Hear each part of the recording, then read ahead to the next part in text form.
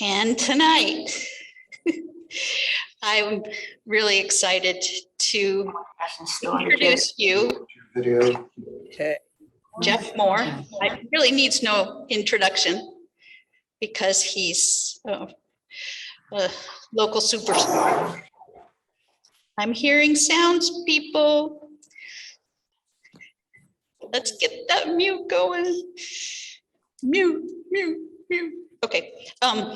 Jeff has owned and operated Solana Succulents since 1992, a small retail specialty nursery in Solana Beach that carries rare and unusual plants along with common and colorful succulents. And he's here tonight to talk to us about agaves.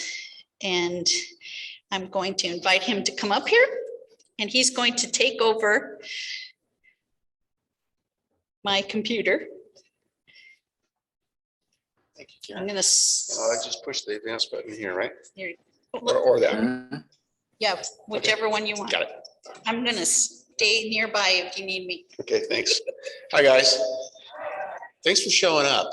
Look, I'm going to envision everybody. Thanks. I'm going to envision everybody on Zoom that's going to populate the rest of this place. Yeah, I see what they're talking about. Hey, mute. I don't know if they're listening to us. They're not. Okay. The reason that my new book on agaves. Let's see if I can get to. I should be the next slide here, I think. There we go. I've done, this is my fifth book. My second book I did was called Aloes and Agaves. I didn't plan on doing another book on agaves, but my friend Jeremy Spath, who I co-wrote this book with, he had been posting these beautiful pictures on his Instagram and online. And oh, this is, okay, I'm not gonna bother me. He was posting these beautiful pictures of agaves on his Instagram, and I was bugging him. I should do an agave book. And he said, well, you know how to do books. Why don't you help me do it? So we decided to do this together. He has a lot of wonderful habitat photos. He spent a lot of time in Mexico. My habitat is basically suburban Southern California. I've been to Baja a little bit, but I have not been all over interior Mexico like he has. Looking at these plants, photographing them, getting seed and starting new ones. He's making his own hybrids too. We'll see some of his stuff in just a little bit. So we powered through this, mostly during COVID, during the shutdown, we got a lot done. The book's been out about 6 months, and it opens really strong. This PowerPoint is pretty much following the flow of the book. So you're gonna see a combination of pictures of agaves in cultivation and also some nice habitat photos. This picture here was taken up at San Ynez Valley up by Lake Cachuma. This shows you how beautiful and structural these plants are. And they're wonderful, like all plant succulents. They're wonderful photo subjects. You know, they up close. You'll see some beautiful up close photos in a little bit. That's agave shy from northern Baja on the left, and agave Montana on the right in temporary color. Some of them when they're about to bloom, they kind of change colors just like fall leaves do. And we'll show you a couple of larger applications. That's the Mission Santa Barbara, which back when they built the mission a couple hundred years ago, there was probably 1 or 2 types of agaves available in California. Now there's a whole bunch. That's agave blue glow in the front. Yeah. I was going to get rid of the mute people.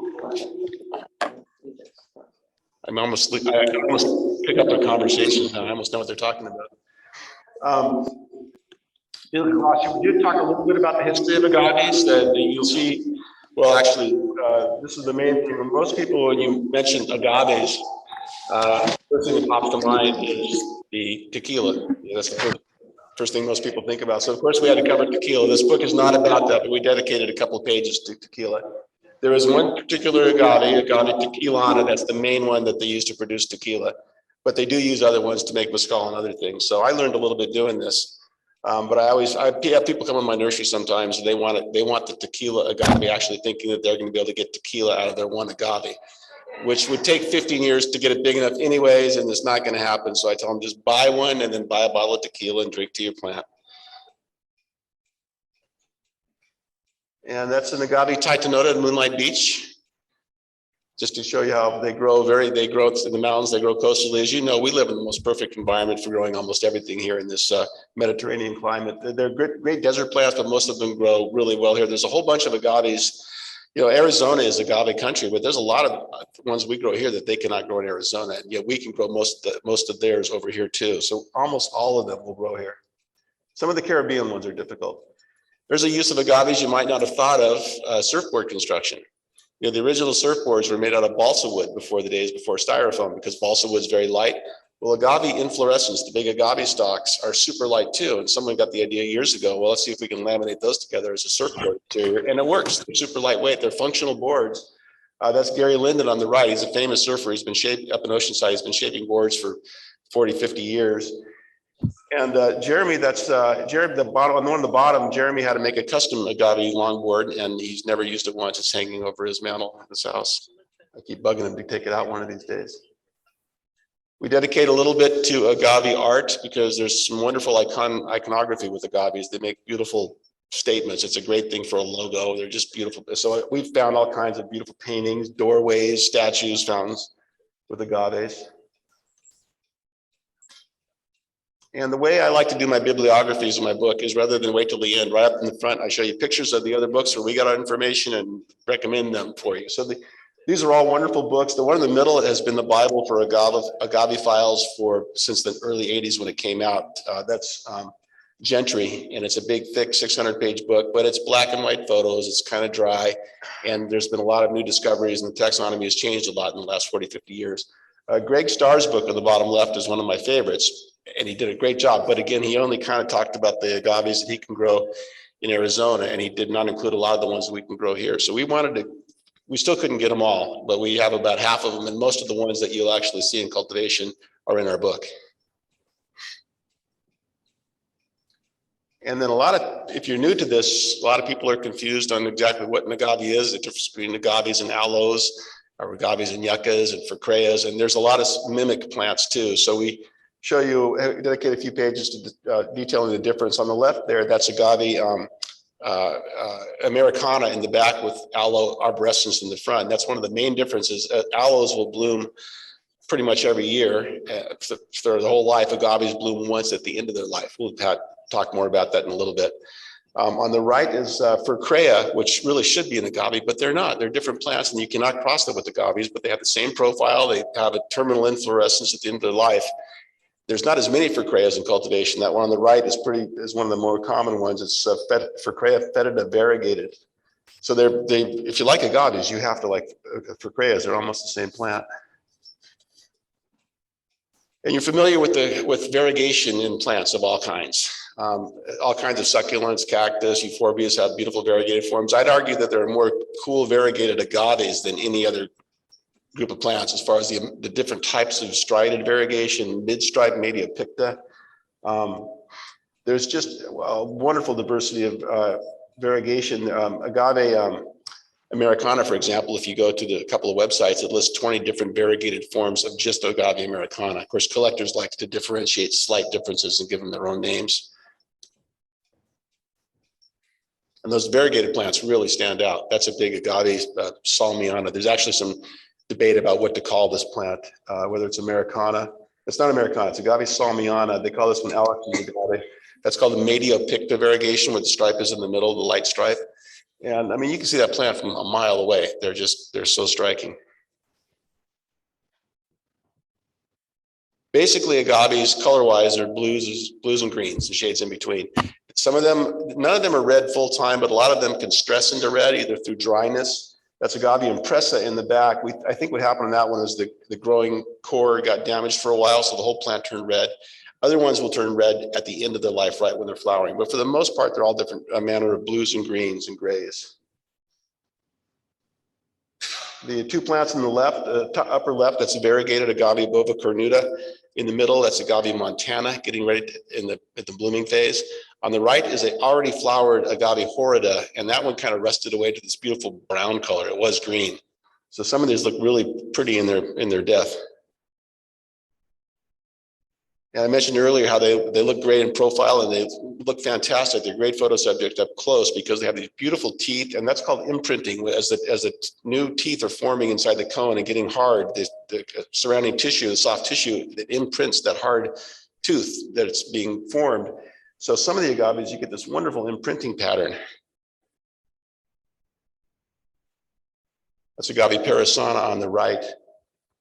And that's Agave horrida on the left. That's one of our favorites because it's a mid-sized agave. You'll see more pictures of that in a little bit. It has wonderful, gnarly, shark teeth and great printing, good color.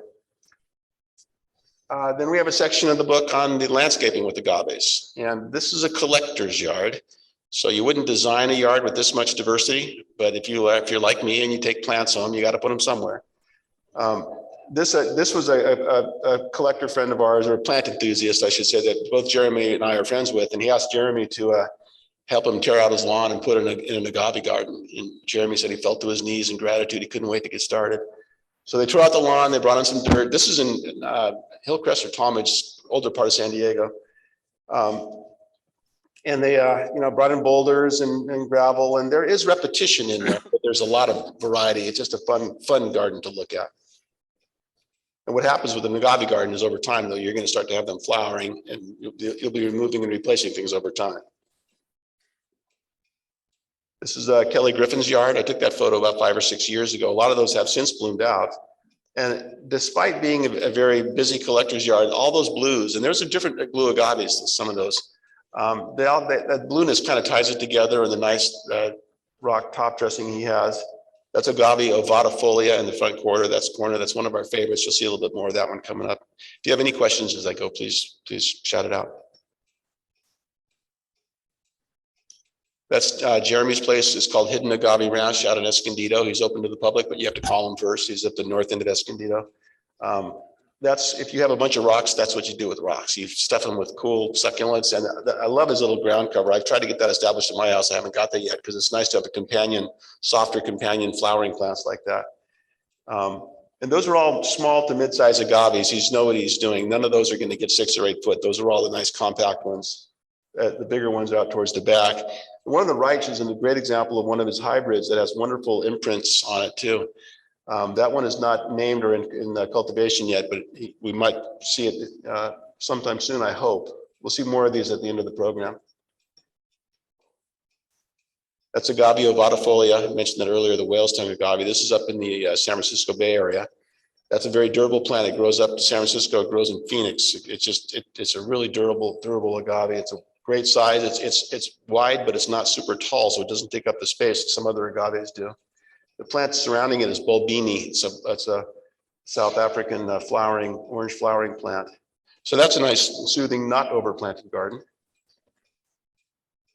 This is up at Orange Coast College. If you get a chance, if you're up in Costa Mesa, Orange Coast College is right off the freeway there. And Joe Stead has put in this, he's been a succulent guy forever. And the whole campus, or most of the campus, is decorated in succulents. Those are agave, Victoria Regina, surrounding some petrified wood. I was just up there a couple months ago. He has to move this whole garden because they're tearing that building down, but he's going to move it about half a mile away on campus and reestablish it.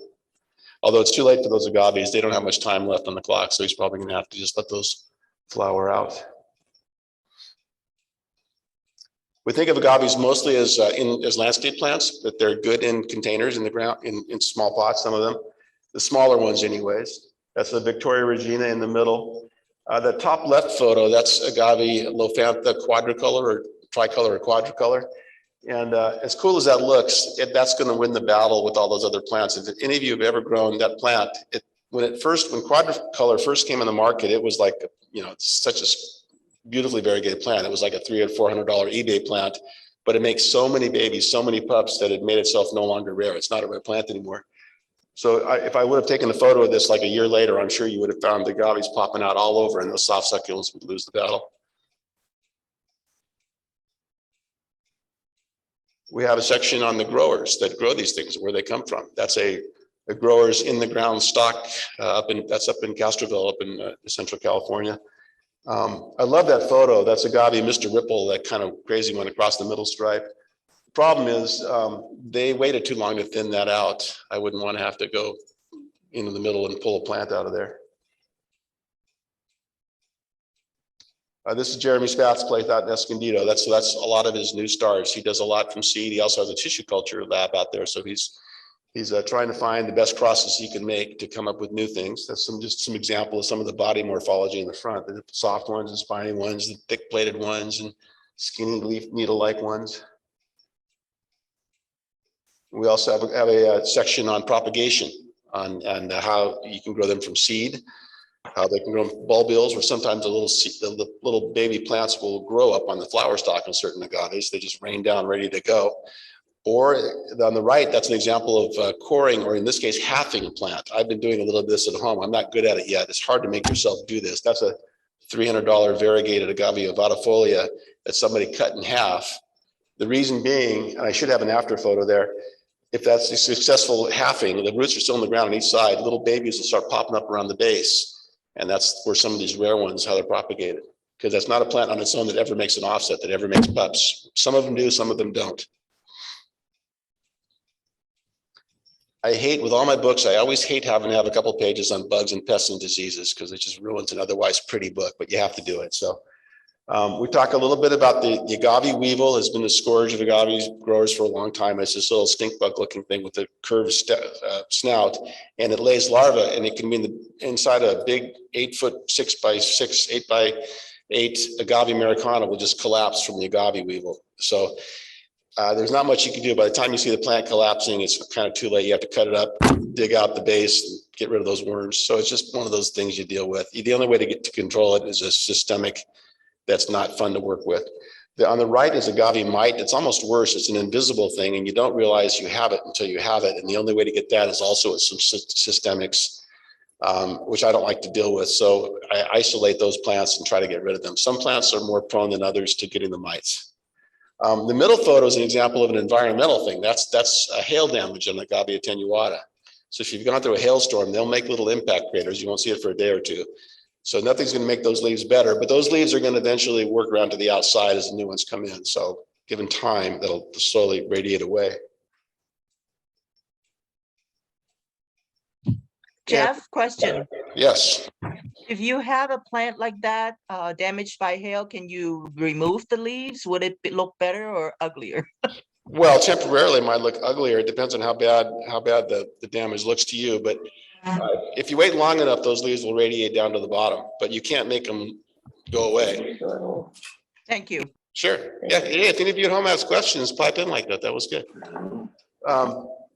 So now this is the chapter on inflorescence, on agave flowers. I used to think inflorescence was just a big fancy word and I never used it, but inflorescence refers to the whole flower spike of millions or hundreds of thousands of flowers. So that's an example of inflorescence. That's agave polona, which is a rather pedestrian agave, but it's got a beautiful multicolored flower. So agaves typically, it's usually with most agaves, it's between 15 to 20, 25 years before they hit their clock goes off and they flower.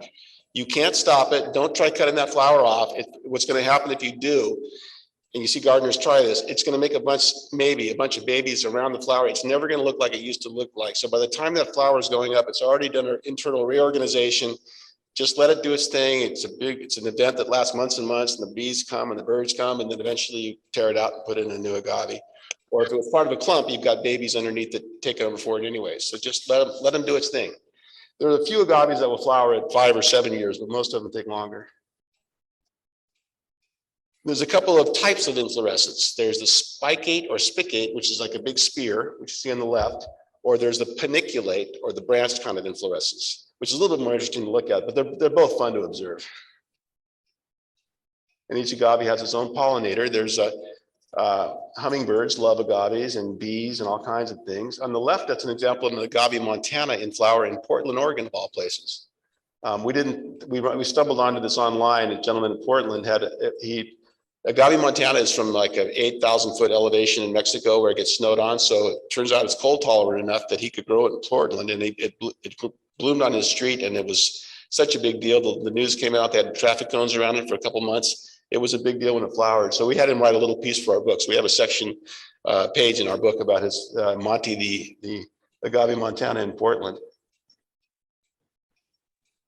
Those are agave ovatifolia blooming in San Clemente. On the right is agave atrovirens, a giant one. Those flowers come in really red. I've never seen one in person yet.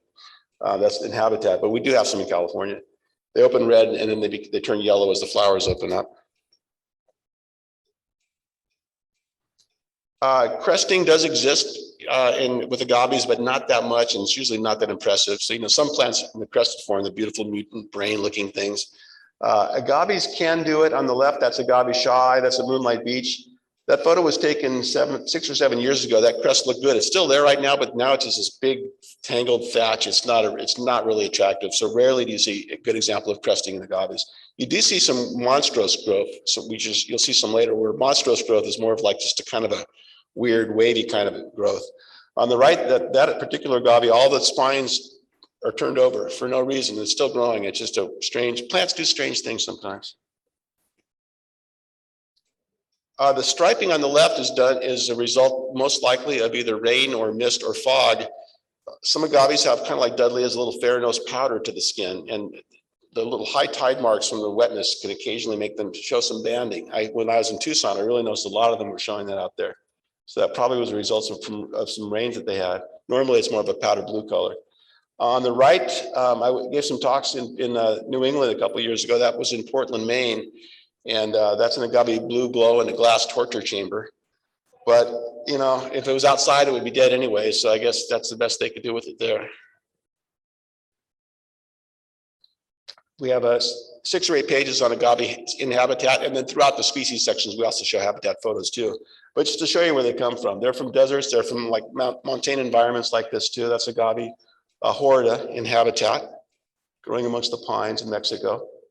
By the way, agaves, they're all New World plants. They're from the southern US, all through Central America, down to the northern shoulder of South America. But Mexico and Central America are pretty much ground zero for most agaves. They're mostly Mexican plants.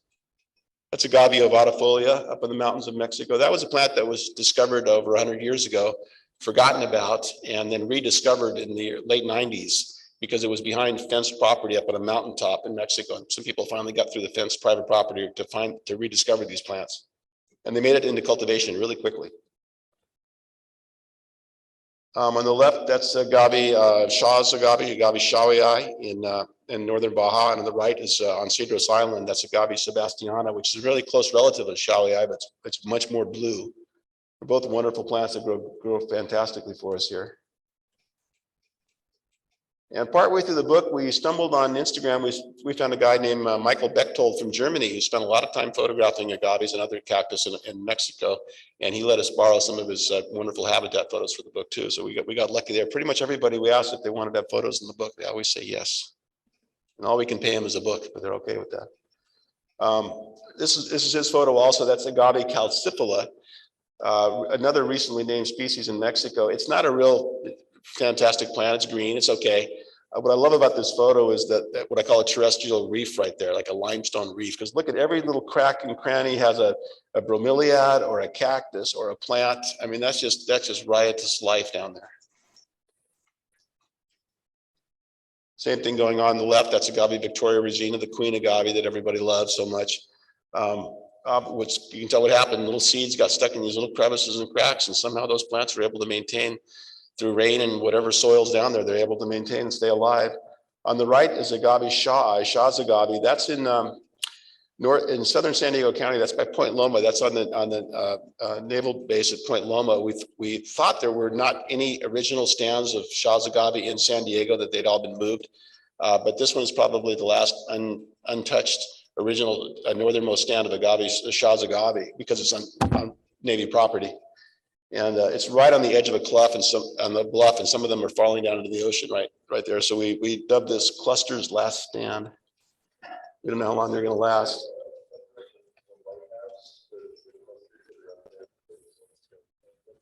The White House, which White House?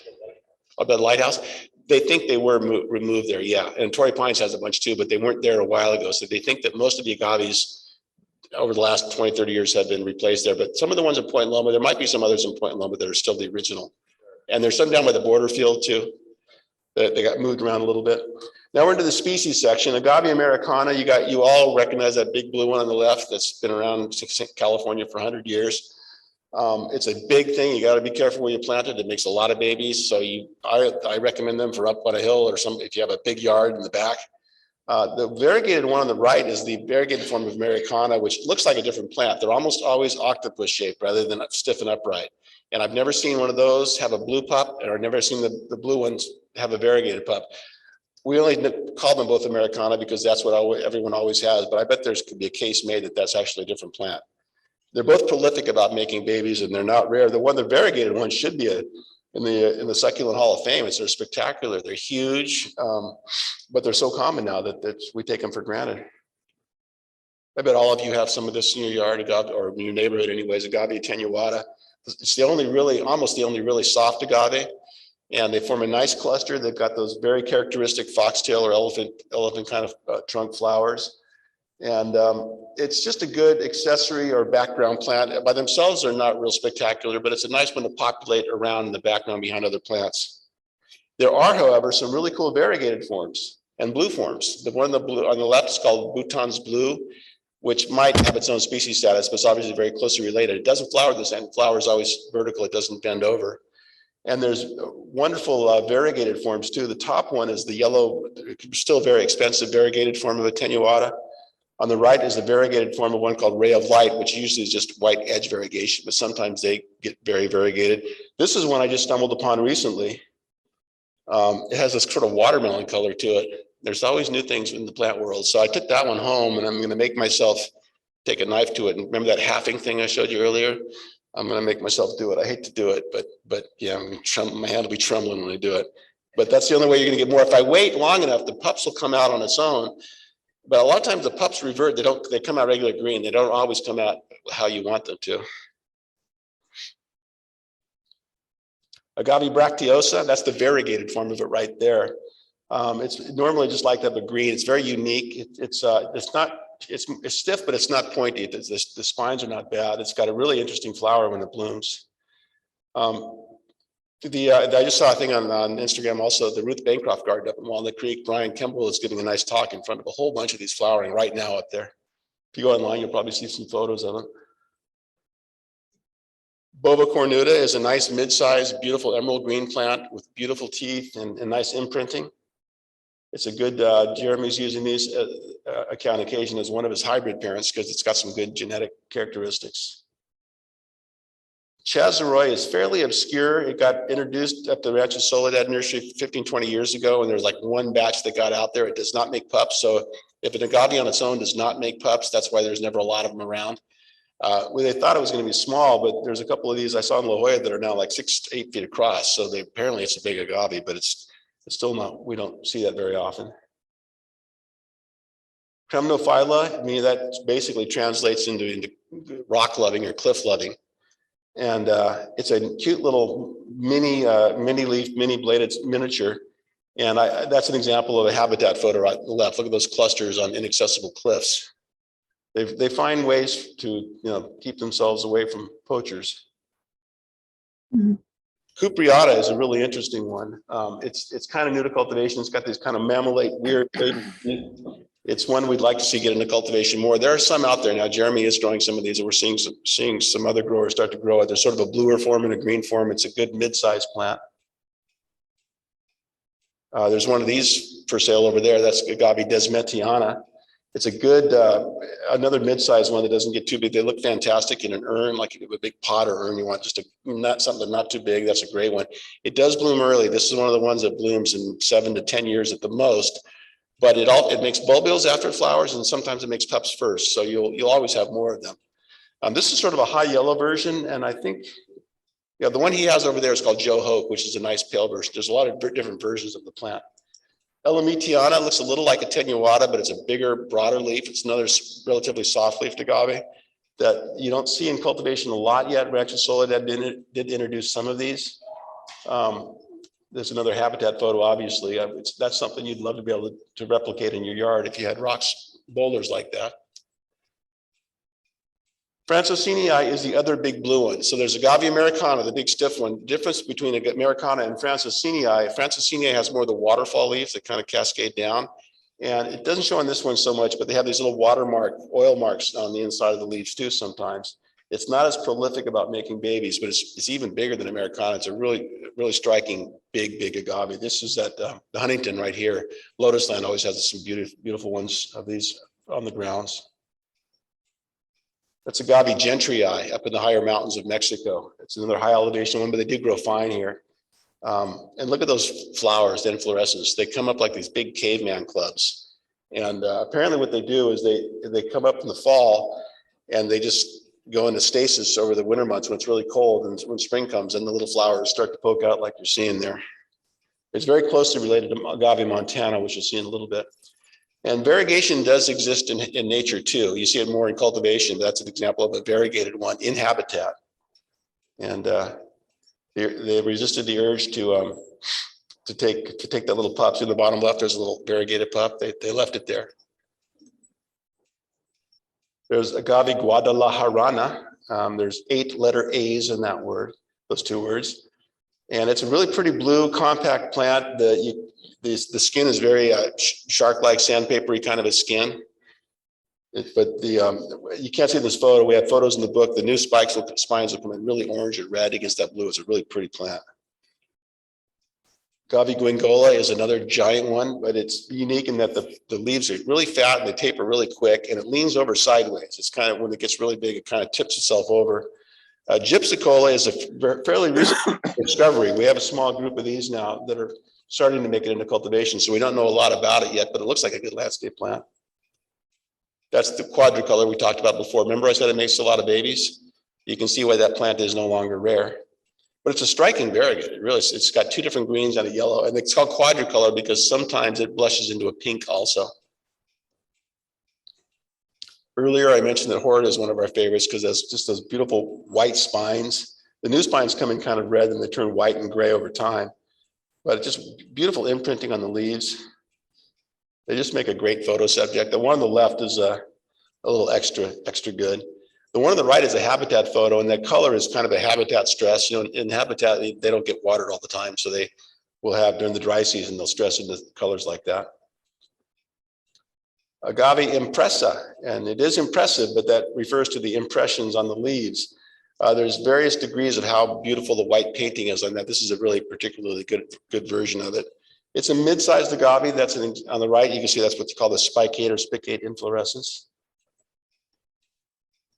Magnifica is not out there yet. They only exist in habitat. I think there's a few babies that are slowly getting into cultivation. It's very unique. Look at the difference on the underside of the leaf and the top of the leaf. The underside is sort of blue, and the top part of the leaf is sort of a olive green color. Macrocantha is a nice miniature. It's a small blue one, and there's different variegated versions of it, different iterations of it. I think Jeremy and I agree. We both probably have had more accidents, more impalations with this than any other agave, because those little black tips, they do not give. They'll get you. So it's a tough one to work with. Margarite is from an island in western Baja, about 2/3 of the way down the peninsula.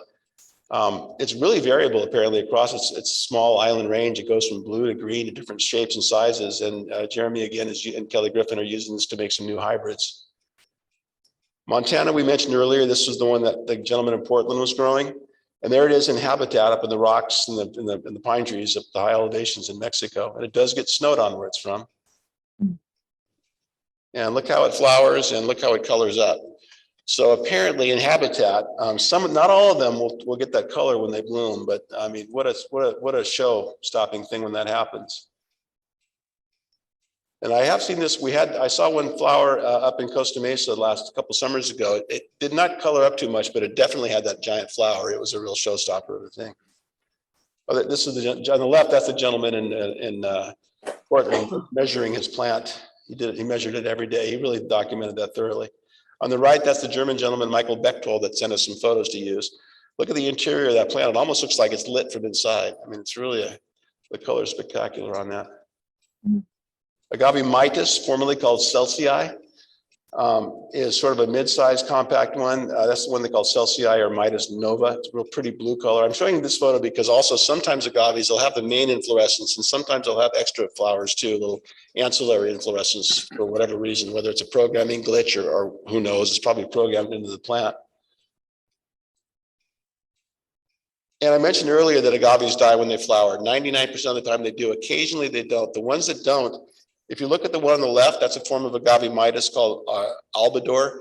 The flower's coming out of the side, not right up the middle. So when it comes right up the middle, obviously the plant, there's nowhere for it to go, other than it might branch two heads from underneath that. That happens occasionally. But if it flowers out of the side like this, well, then it's not going to kill the growing cone. So this is one of the rare examples where it might keep living after it flowers. On the right's an example of it growing right up the middle, which is what it usually does. That's a beautiful piece of art right there. That's Agave Nichol's Eye, formerly called Ferdinandi Regis or Ferdinand Regis. It's like Victoria Regina, but it has a lower leaf count. It's a bit bigger plant. They have these beautiful black tips. When they're little, I get them in 6-inch pots at my nursery. They don't look like much at all when they're little. A lot of these plants, you got to grow them for 10, 15 years before they really start to look like you want them to look. When I gave this talk in Tucson, Greg Starr, he's an agave expert, he corrected my pronunciation. We've always called this one Okahui because it's fun to say, but apparently it's Okawi is the proper pronunciation. And this is one of the parent plants to Agave Blue Glow. Blue Glow is Okawi crossed with Attenuata, supposedly. Mentioned this one earlier. This is Ovatifolia, the whale's tongue agave. That was the rediscovered plant. And it's got these wonderful channeled kind of funneled leaves. Everything about this plant is great. There it is in habitat on the left. On the right, that's one that blooms in Del Mar. The one thing that's not great is it blooms a little early for big agave. It blooms at about 10 to 12 years, which is kind of quick for most larger agaves. Yeah.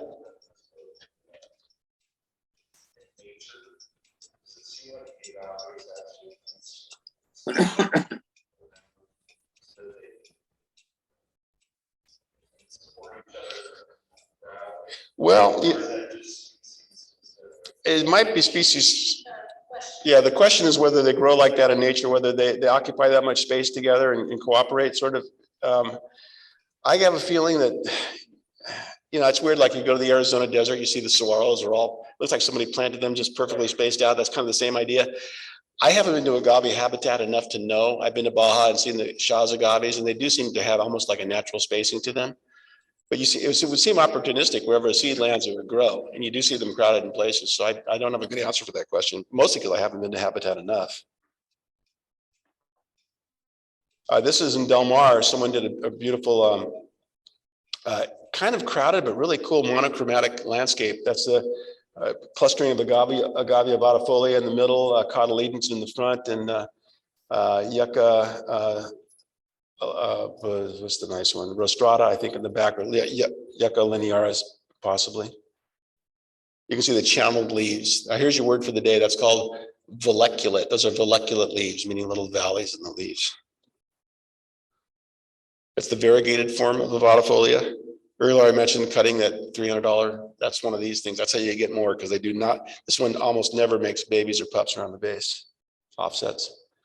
Parasana is a really pretty blue one that has really nice imprinting. We should see, I think wish growers would grow more of this one. I think Parasana is a really pretty plant. It's a good mid-size. It maxes out at about 3 by 3. But, the previous shot was at Rancho Soledad Nursery. On the left, there it is in habitat. On the right shows it blooming at Rancho Soledad. And I'm showing you that because just to hammer home how these plants have to die when they bloom. Look at the amount of plant material in that flower versus the size of that plant. How could it live after it flowers? There's just no way. We should all go out like agaves, 10 times their previous size. Dead bodies hanging up there for 2 years after we're dead. That's the way to go.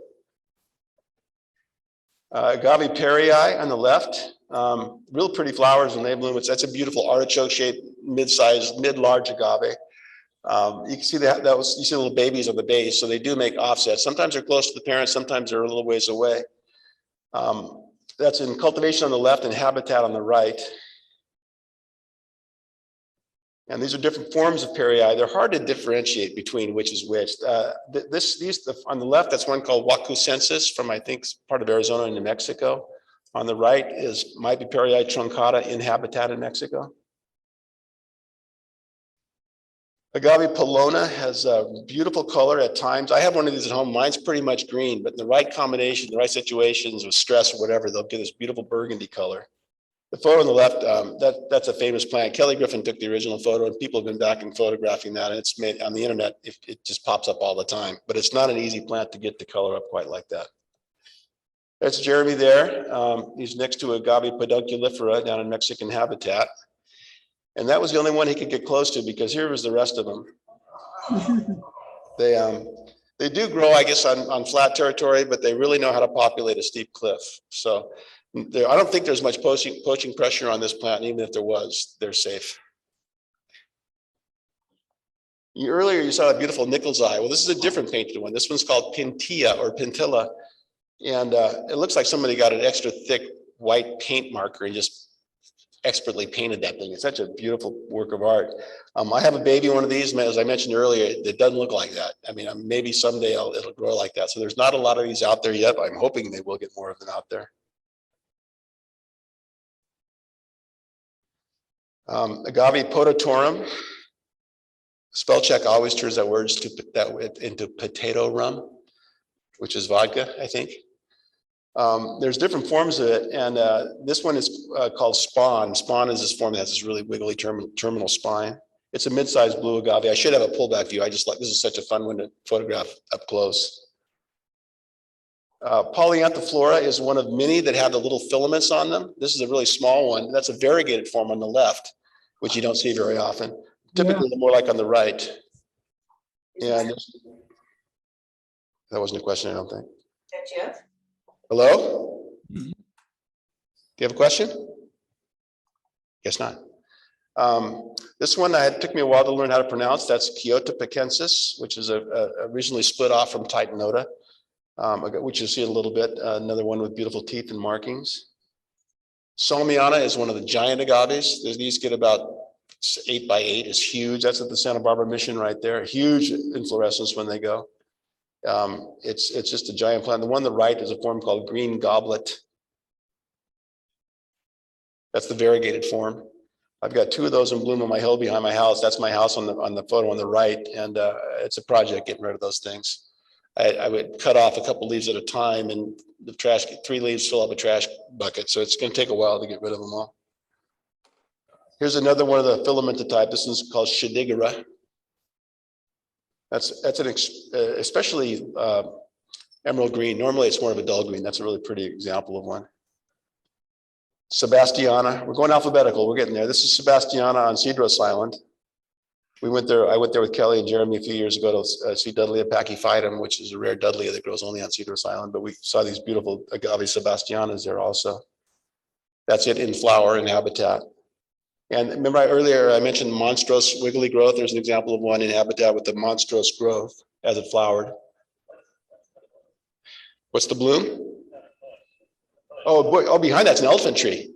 That's a big Pachycormus discolor that's all over Cedros Island. They were mostly leafless and dormant at the time, but they look so cool without leaves too. Yeah, that's really at north end of Cedros Island has some wonderful, wonderful flora. And that's up on the ridge in the very top of Cedros Island where there's pine trees, and that's where again where that Dudleya pachyphytum lives. And there's Agave Sebastianas all over up there too. And this is our native agave that we talked about earlier, Agave Shaw. It's all over coastal northern Baja up into just the very southern section of San Diego County. So we get to claim it as one of ours. And it really flowers beautifully when they bloom. It usually grows in a clump. Sometimes they're solitary, but it usually clusters, but it's a tight cluster. Really big, hefty inflorescence, red that opens yellow or gold. And there's variability in the teeth. You see on the right, sometimes the new teeth come in with this beautiful, where they're still soft and they're still fresh out of the cone. They can be this beautiful red and gold combination. Some of them are more densely spined than others. And there's variegated forms too. There's a variegated one in habitat in the bottom photo. I was told that gentleman left that plant there, but I don't know if that's true or not. There's some disagreements between the experts on these guys. Oteroi and Titanota are very similar. The difference basically is in the color and the range and the overlap. This is where taxonomists have a lot of battles going on. I don't really care. I like them both. Generally, the blue ones we call Titanota, and the green ones are Oteroi, as a general rule. But they've got some wonderful variability. Look at the teeth on that one on the left. And the one on the right almost looks like a barbed wire ligature marks on the pretty blue plant. Earlier, we talked about tequila. That's tequilana. Tequilana is a blue one with very skinny leaves. That's how you recognize it.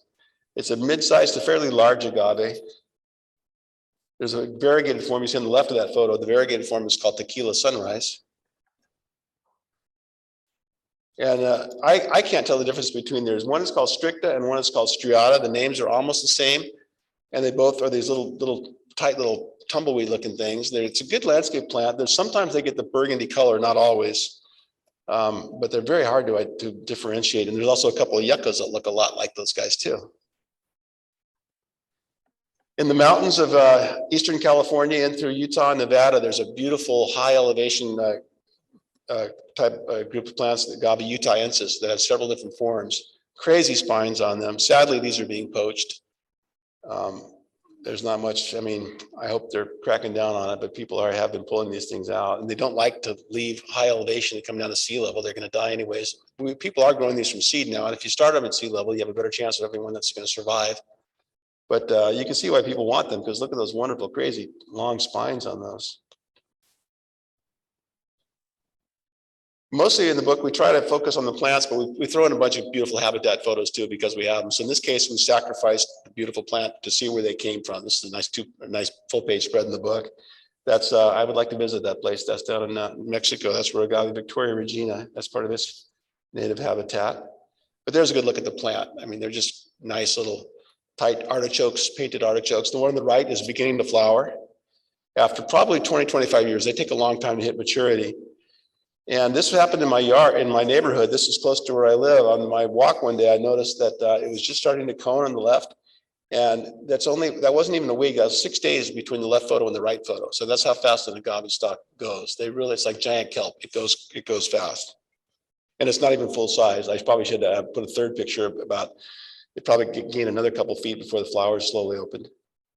There's variegated forms. One on the top is highly desirable, called white rhino. There's the various yellow variegated forms. The one on the right is a really tight, compact one that I think has a Japanese name that means snow princess or snow queen. Vilmariniana is the octopus, or one of the octopus agaves. You can see where it looks like. That looks like a habitat photo, but that was actually in a hillside in East San Diego where they were planted and never irrigated, never watered, and that plant does fine, which is rainfall in the wintertime. On the right is Xylana cantha. That's a really nice form of it, real pretty blue. It has Solana cantha means I think it means wooden teeth. It has very, very sharp, shark-like wooden teeth, wooden-looking teeth. That's Vilmariniana. It's become a good landscape plant because it's prolific. One of the ones that will form bulbils. So after these flowers are done, there's probably thousands of little baby plantlets up on those stalks.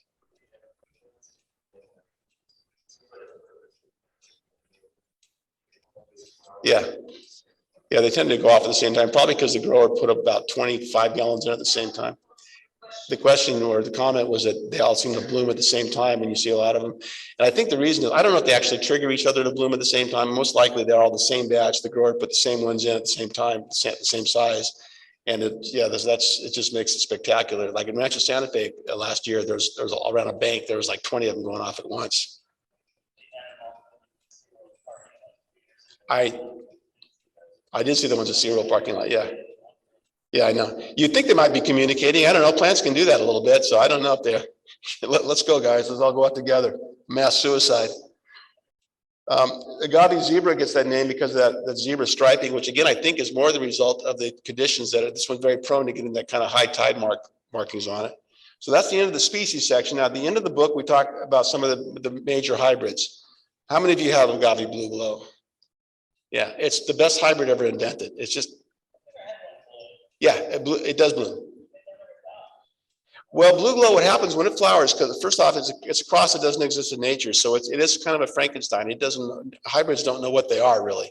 So when Blue Glow blooms, which is what Mangaves do too, we'll see in a little bit. A lot of times what happens is a whole bunch of babies form around the base of the flower stalk. So it turns into multi-heads. So the rosette itself is gone, but it turns into multiple heads. Well, it's still figuring out what it's doing. Yeah, but it's a beautiful plant. The color is right. It has these red edges that when they're lit from behind, they're backlight beautiful red. Yes, Sharon? Just collapse without flowering? I haven't noticed that with that plant, but I mean, that might be an agave beetle. It might. Well, yeah, I mean, that does happen with agaves. I have not observed that in blue globe, but I guess if you have a bad enough infestation. Huh. But anyways, that's the size, everything about this plant is great. They're not normally quite as blue as this picture. It's really more of a turquoise. I didn't adjust the color, but I took this in the wintertime shade. So I think the camera read it a little extra blue, but I like the photo too much not to use it. Red margin is very similar to blue glow. It's another nice mid-sized hybrid. The difference is it's not quite as blue and it will form babies around the base, which blue glow rarely does. So it is a clustering plant. On the right is blue ember. That's another really nice cross. The small size agave that's called ember because those new spines come in really red like embers. Royal spine and little shark. There's several different crosses. I think they're the same plant, but they were done by different people at different times. So even though they're the same genetics, they look a little different. So it's hard to differentiate, but they're all nice, compact, tight plants. Macrocanthus and Victoria Regina are involved in these, I think. And I didn't think they got big, but I have seen these almost 3 feet across sometimes. So eventually they can get to be mid-size. Very, very stiff leaf plants. Cornelius is a naturally variegated and semi-monstrose one. It has a wavy edges to it, never gets very big. I've never seen this one flower. Kisho Khan is another nice hybrid of unknown origin. There's a green, blue form, but the variegated form is the one that everybody likes the most. We don't even have names on these. So here's some of the new hybrids they're working on. Jeremy and Kelly Griffin and Brian Kemble and other people are coming up with crosses all the time. So I'm just showing you these to show you what might be coming in the future. Some really interesting, in the book, we without saying specifically which one each is, we give you about 10 or 12 names of various parents that are involved in these plants. Like the one on the left, I think Utahensis is a contributor to the one on the left, but he uses crosses with Ismensis and quite a few different agaves. And then towards the end, we talk about the Mangaves. The Mangaves are this new phenomenon. Well, relatively about 20 years ago, someone discovered that you can cross a Manfreda, which is this tuberous kind of a plant, with an agave. They don't look anything alike, but they're close enough relatives that they were able to come up with that. Accidentally, one grew. And so they've been experimenting for the last 20 years, crossing these Manfredas and agaves, and back crossing them back to agaves, coming up with some wonderful plants. They do bloom like at 5 to 7 years and die. Those are the original 2 Mangaves, Bloodspot and Macho Mocha, that were on the market. But in the intervening years, there's probably 100 of them now. There's Silver Fox, Tooth Fairy. Some of them really look like agaves. Other ones are very soft and they don't look quite as agave-like. But it's really given us something new to play with. Lavender Lady is a nice one. That's the top left. On the right, that's a true Manfreda on the bottom. And those and that's a Mangave. There's some Mangaves behind it. Now, I just added this on as the end of the presentation. After the book came out, we did a trip this last April down to Baja looking mostly for Dudley's, because that's the next book I'm working on. But we ran into these crazy agave Shai variety Goldmanianas. One of every 100 or 200 had these really crazy, wacky spines on them. And it just became like looking for Easter eggs, finding these plants. A lot of people asked us, would you bring any home? No, I'm not going to try to get across the border with an agave this big. You can't do it. And there was no little baby pup, so we have to figure out how to get these into cultivation. But they were really, really cool. I mean, look at this one. This one looks like it's sort of satanic, you know. So it looks like something went wrong with it. That's a more normal one right behind it. But it was really fun to spot these. That northern Baja Catavina Desert area has a really great flora. And I put that in towards the end of the book just because we thought that was a pretty picture. So some agaves will handle the snow. I gave this talk up in Portland a while ago, so they were happy to see that there are some that can handle the cold. And this is the next book I'm working on with Jeremy and Kelly. It's going to be about our native Dudley plants, our only soft succulent of ornamental value from California. And we hopefully will have this by next spring. I see the Golden Gate in the background there. That's our. But it's going to be a really pretty book because there's a lot of beautiful landscape photos. Because where Dudley's live, they're like hanging over the ocean or up in the mountains. It's a really beautiful group of plants. And there's Dudley Apachyphyta. Remember I mentioned that earlier? We're up on the Cedros Island. That's a real collector plant right there because those beautiful fat leaves. So that's what the Dudley book is going to look like. And I end with a commercial. That's my nursery on the left. So those of you that haven't been here, I think most of you have it. I'm up at Solana Beach. Come by for a visit. Those are my available books. The aloes and agaves in the top right, I ran out of that book. I won't be able to reprint it because my printer went out of business and my designer disappeared and I don't have a file. I can't reprint that book. which is okay. I'm moving on to new stuff. Does anybody have any questions about anything? Yes.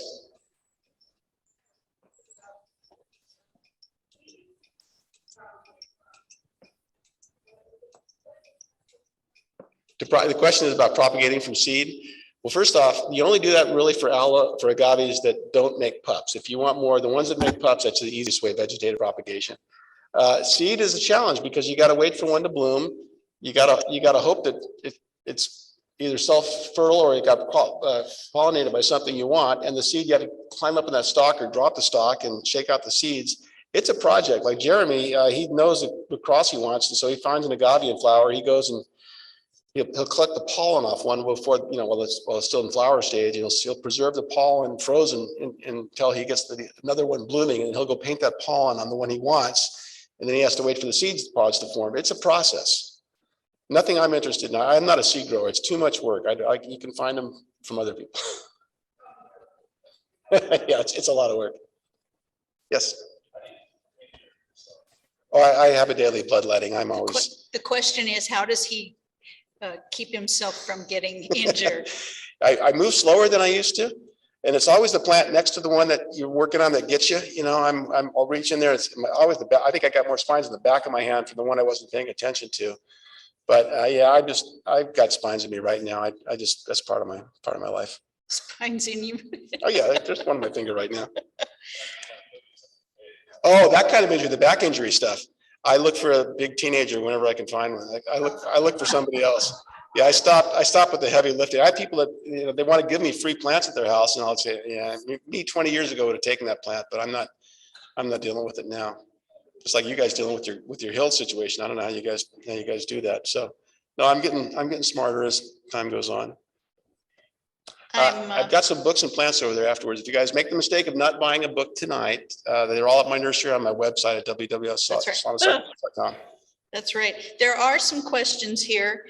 Thank you everyone for putting up with my computer having to do this without a camera other than the in computer camera, because the one that I bought yesterday and had all hooked up died, and we had to go with plan B. And so you have been great troopers in this. One of the questions is it true that agaves always bloom in the central axis, whole aloes bloom from the base of their leaves?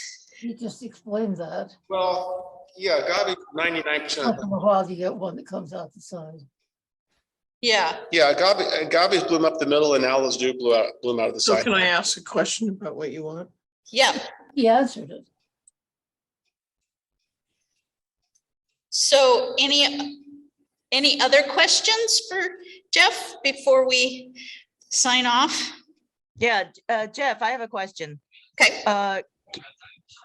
I saw that you had some rare ones that you cut into half to try to propagate, that they don't pop by themselves.